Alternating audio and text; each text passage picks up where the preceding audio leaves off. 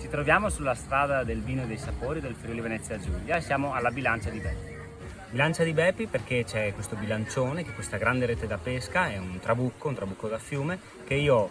ho ereditato da mio nonno, il quale sovente veniva qui e pescava con gli amici. Noi l'abbiamo riproposto come attività di turismo, quindi di pescaturismo, per far vedere con questa grande rete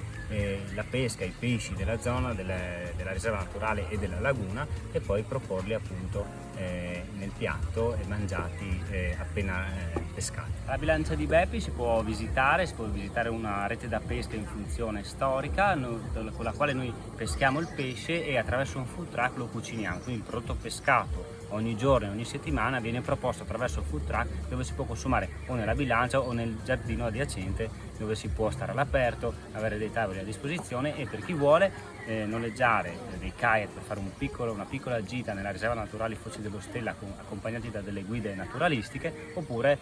noleggiare una barca con la quale puoi visitare tutta la zona della laguna, da Lignano